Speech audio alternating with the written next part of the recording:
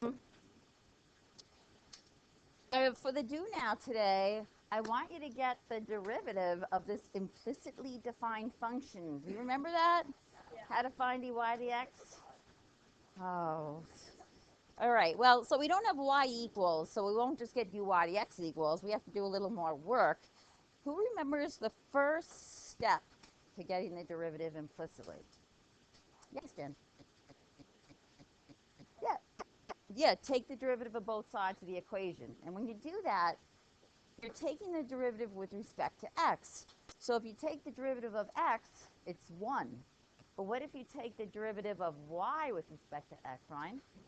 dy dx, right. So derivative with respect to x of x is 1 because it's dx, it's 1. But with respect to derivative of y would be dy dx. So you want to take the derivative of both sides. Then what? Yes, man. Yeah, you eventually want to get one side equal to dy dx, but before you can do that, just like we're just missing one step in between. Yeah. Okay. So that is the step before you can get dy dx alone. And there's one more step. Before you can factor out a dy dx, yes, you got it. So you take the derivative of both sides. You move all the dy dx terms, let's say, to the left, and all the non-dy dx terms over to the right. Then you can factor out the dy dx and solve for it. Okay. Now, what I want you guys to do is actually get the derivative implicitly, then write the equation of the tangent line at that point. Now, if your derivative has an x and a y in it, you'll have to use both the x and the y coordinate of the point. You'll have to use the 2 and the 1. If it only has an x in it, you'll just be using the 2. If it only has a y, you'll just be using the 1. But you got to get the derivative, find the slope of the tangent at that point, and then you guys know how to write the equation of a tangent line. So I'll let you do that. I check homework. Now the kids aren't good. All right, kids at home, if you want to get the error, you know, that results from approximating, you got to take the absolute value of the actual value minus your approximation. So if the actual value is 10 and your approximation was 8, your error is 2. The actual value, what I say, is 50. Your answer was 48. Oh, no, I don't want to make it always 2. Actual value was 50. The real answer was, my approximation was 46. Okay, I'll take that. The error would be 4. All right, so in number 2, they ask you, they say, okay, suppose the error, the absolute value of the actual minus the approximation, it's got to be less than 0.5. What's the maximum value that x could be? Well, the actual value of the function is x squared minus 2x plus 3. But we're going to use the tangent line to approximate it.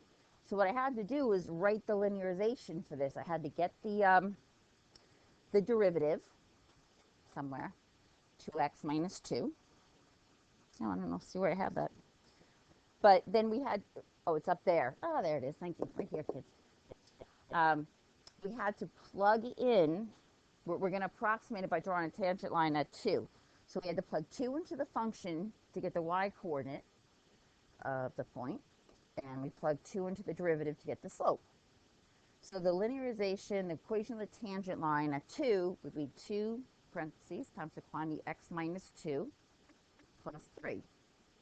And I cleaned it up to make it 2x minus 1. But that's the tangent line equation. So they talk about the error. Well, that's the difference, the absolute value, the difference between the actual and the approximation. And they want to know, for what's the largest value of x that will make that difference less than 0.5. So you have to, you solve this on the calculator. What you'd actually have to do is graph the 0.5. If you put that in y1 or y2, it doesn't matter, and you'd see a horizontal line, y equals a half. Then you graph this side, and what you're going to see is a parabola. I could have cleaned up the inside a little more, but you'd put that into another y. So you put one side in y1, the other side in y2. And you're trying to find the values of x that make the error, the y's on the parabola, less than a half. So it would be any value between where it intersects here and here. Those are the x's where the error is going to be less than a half. And then they want you to find the greatest value of x. So you really want to find where they intersect. Find the x-coordinate over there. Now, probably if this was multiple choice, maybe you just tried the choices out. Okay, well, you got it wrong though that way? And so, but that's the way. This was a very difficult question to do. Does it make sense though, as far as error being the absolute value actual minus your approximation?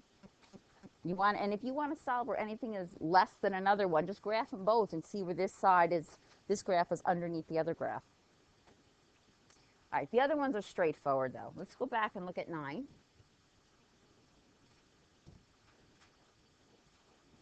9, they didn't give you, I'm not getting that. So for 9, you measured a circle, you thought the radius was 24 centimeters, and then they're like, okay, but the radius could be off by 0.2 centimeters. So approximate the error in calculating the area with a differential. So you had to know that the area of a circle is pi r squared. And when you want to get a differential, the first thing you have to do is take the derivative. Now, the derivative would not be called dy dx because I don't have y as a function of x. I have a as a function of r. So the derivative would be dA dr. And that's going to equal 2 pi r, the derivative of the other side. Then remember, we multiply each side by dr. So now I have the differential. And we want to find the value of the differential when r is 24 and dr is 0.2. And you plug those in, you get 9.6 pi. So that's telling you around how much your area is going to be off. You know? If you really wanted to find the actual change in the area, you could just take the area when r is 24.2 and subtract the area when r is 24. Just take the difference of the areas. No, we want to approximate it. The other one, 12, this one was cool because it looks so complicated, right? If you look at the wording above, it tells you that you've got this radius that's changing. I think it was like an inflating balloon or something. And they tell you the radius at one time. They tell you that the radius at time t equals 5 is 30 feet. That's the only radius that they give you. And they want you to approximate the radius when the time is 5.4 seconds or whatever. So basically, if you were given a graph of the radius, I mean, they gave you 1 point. They told you that when the radius is 5, I'm sorry, when the time is 5, this is the radius of the function, the radius is 30 feet. And they expect you to figure out or approximate the radius at some other time, 5.4. Well, we're going to write the equation of the tangent line to the radius graph, which we don't even know, at that 1 point they gave us. So the only thing we need, we've got, at t equals 5, the radius is 30, we need to know the slope there. Then we can write the equation of the tangent line at that point. So if you look at that chart, they give you the derivative at time 5. I mean, they give you a lot of derivatives you don't need to know for this problem. You see that, though? It's 2. I don't have the tape chart up here. If you guys see, if you look at that chart, when the time is 5, the derivative is 2. That's what you needed. See, now you can write the linearization, right? That's the derivative. And we have, that's the time, that's the 1 point they gave us, right? It was 5:30. So we can write the linearization for the radius function. We're going to use this instead of the actual function. So we just wrote the equation of a tangent line there. So it's the equation of a line. The slope of 2 that goes through this point, 5:30. And we're just going to use this line instead of the actual radius function because I don't even know what that is. And now we just plug 5.4 into that equation, and it comes out to 30.8 feet. So yeah, that one is a little crazy with the wording.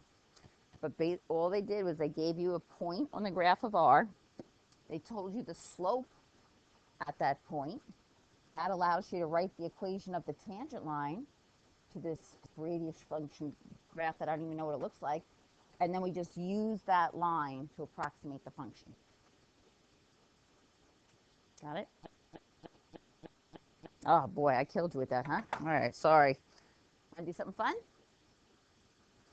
Oh, I think they hated that. All right, well, today we got to start one more application of derivatives, and these are called related rates problems. It's kind of a really cool unit. Now, it's saying that if quantities are related some way, if you change one, the other quantities are going to change. And you're going to be able to figure out, if I know how fast something's changing, I can figure out how fast something else is changing. It's pretty neat. Let's start out looking at a circle. Here's a circle. And let's say that the radius is changing. Let's say that the radius of this circle is increasing at a rate of 2 inches per minute. Right? Now, if the radius is increasing, I didn't mean it's still a circle. Okay, if the radius is increasing at 2 inches per minute, it keeps going, what other quantities would have to be changing? Well, we don't talk about surface area for two-dimensional. That's for the solids. But get rid of the surface area, okay? I'm putting them back here. So do we all agree that the area of the circle would have to be changing? What is the formula for the area of a circle? Nice. Any other quantities that'd be changing if the radius was changing? Circumference. Okay, those are two good ones. Do you know the formula for the circumference? Pi d. How about in terms of r? Yeah, it's the derivative of the area. So cool. D r. There, yeah, the circumference. It is pi d, but the diameter is 2 times r, so it's 2 pi r. Right, pi times the diameter is how you get the length going around the circle, the circumference. Okay. Now, I started today's lesson out by going over implicit differentiation to remind you that when you take the derivative with respect to some other variable, the derivative is not just going to be 1, right? Like, and with these problems, it's always going to be with respect to time. So the derivative of t with respect to t will be 1. But what about the derivative of x with respect to t?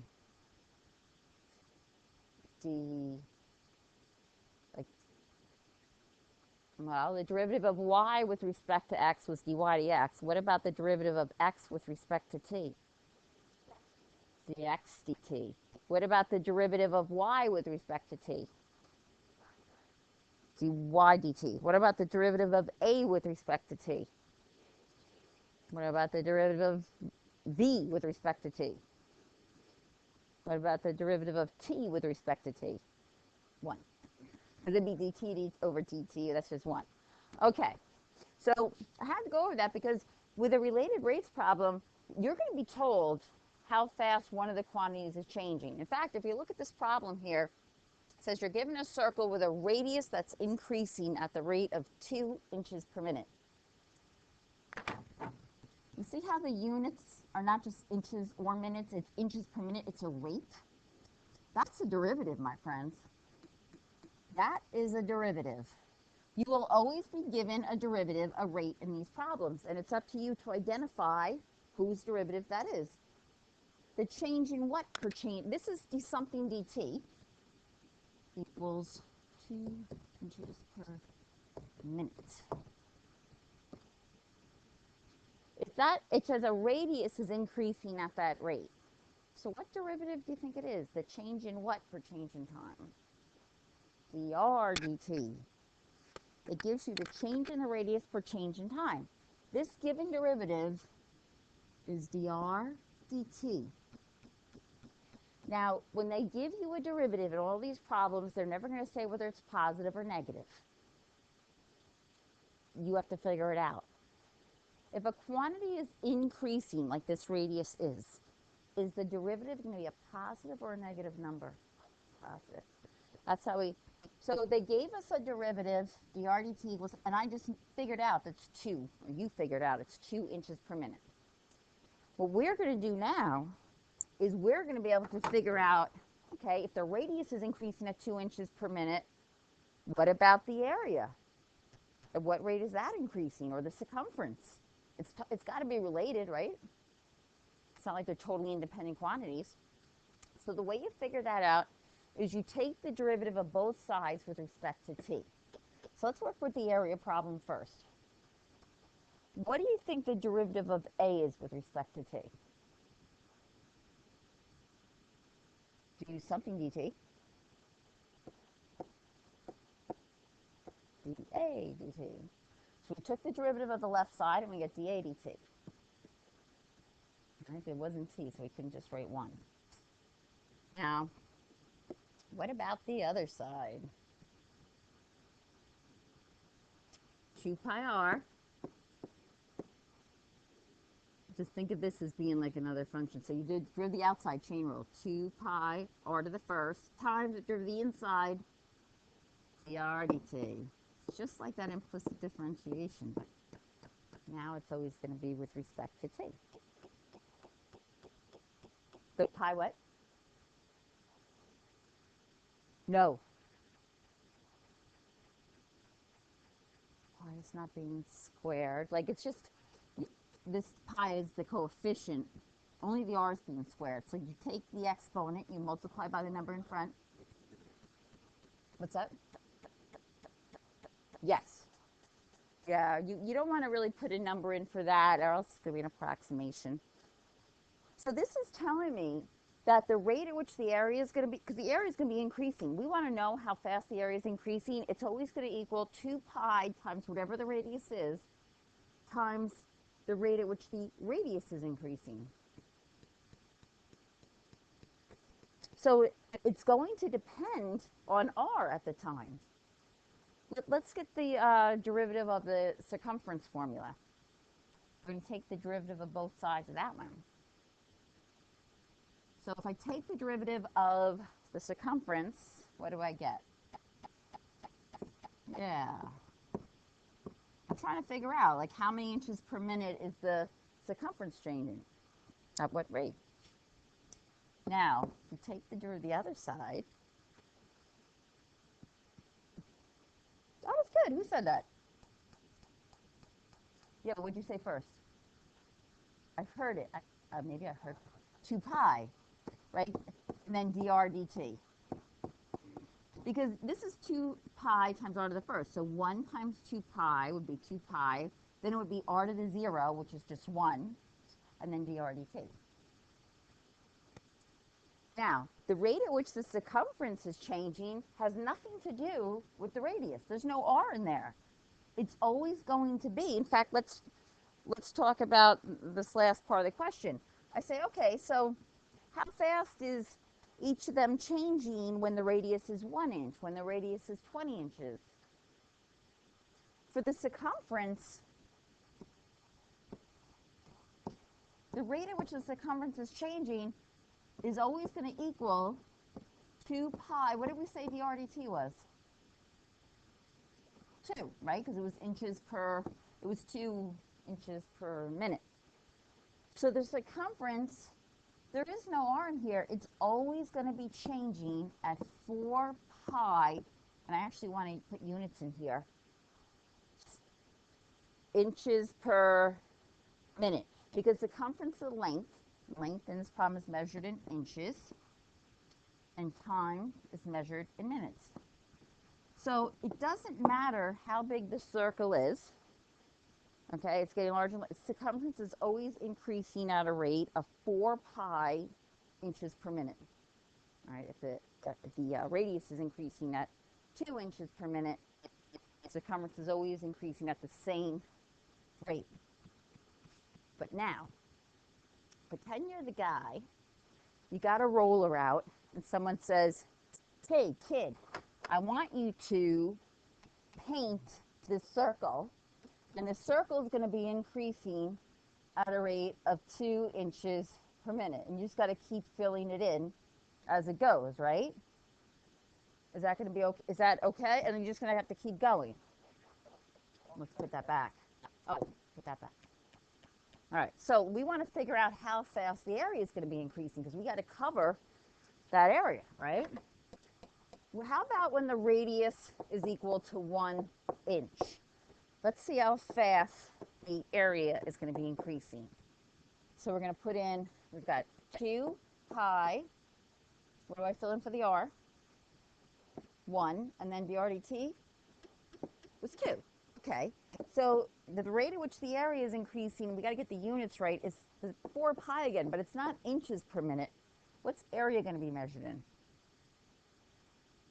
Inches squared, square inches, these little boxes that are an inch by an inch.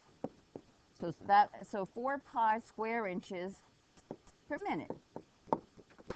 So you start out saying, okay, that's right, I can keep up with that. Because really, if you think about it, that's not that much. Yeah, you think about 4 pi square inch, you know what a square inch looks like, right? And so it's growing by that much per minute, that's not so bad, you can keep up. But then, let's say when now with your circle's getting larger, by the time the radius is 20 inches, how fast is that area increasing? Well, we take our formula, it was 2 pi, and now we got to put in 20 for the r, and the RDT, that was 2, so yeah, now it's going to be 80 pi square inches per minute. And so it's not increasing at like this constant rate, like the circumference was always increasing at the same rate, 4 pi inches per minute. But the area, you're not going to be able to keep up with it eventually. So don't take that job. If somebody offers you minimum wage to paint an ever-increasing circle, just don't do it. Don't do it. That was the lesson. Okay. With these related rates problems, it's always basically the same thing. And I know people are afraid of word problems, but here's how they're going to go. And this is like this is the expanded version of my directions. You're going to be given a word problem. Big thing. You draw a little diagram, you label it. When you label it, if a length is changing, put a letter on it, put a variable on it, right? It varies. If it's changing, it's a variable. If the length is not changing, put a number on it, a constant, okay? So you draw a diagram and you label it with variables and constants. Then you also have to figure out what derivative did they give me. You look at the question and you find where the units look like a fraction, inches per minute, whatever. You figure out what derivative they gave you, whether it's plus or minus, and also what derivative do they want. If they say how fast is the volume increasing, guess what they want? They don't want volume, they want how fast the volume's changing, dV/dt. You're always going to be looking for a derivative. They're always going to give you a derivative and they're going to want another derivative in return. They tell you how fast one quantity is changing, you figure out how fast something else is changing. That's the big thing. Let's say you know that the length of a side is, you know the rate at which something's changing, and you want the rate at which something else is changing. You need an equation, just a normal equation with those two variables in it. It might be an area formula, a volume formula, Pythagorean theorem, similar triangles. It's got to be a regular old equation with those variables in it. So then when you take the derivative of both sides with respect to time, you're going to have an equation with derivatives in it. And you'll be able to fill in the derivative they gave you and solve for the derivative you're looking for. That sounds like fun. That's the plug and chug part. We're going to set up like the first problem. These are very simplified. That's fun. Well, if we can set this up, it'll be good. So look at all these words, kids. Are you scared? Okay, you got a building. Here's my building. You don't need any windows. I'm just doing this so you won't be afraid of the problem. Okay. And then here's the ground. A 26-foot ladder leans against the building. Drawing a ladder. Don't worry if yours is not as beautiful as mine is. I'm practicing this. You don't have to draw the rung of the ladder and stuff. I'm just being silly. All right, but now this is the sad part. Some guy is standing on this ladder, and it says the foot of the ladder is moving away from the building at the rate of 3 feet per second. Right? So this is scary. All right. Now, so this is, but you know, the top of the ladder doesn't move away. It's sliding against the building. It's moving down. How fast is the top of the ladder moving down the building when the foot of the ladder is 10 feet from the building? This is the important part. You need to put a letter, a variable, on any length that's changing, and a number, a constant, on any length that's not changing. What's not changing? What stays constant? Length of ladder. So it's okay. Use blue. That's nice. 26 feet. Nice. Now, are there any lengths here in the problem that are going to be changing as this ladder is moving? Okay, so how far the base of the ladder is from building? What do you want to call that? Let's call it X. What other length is changing?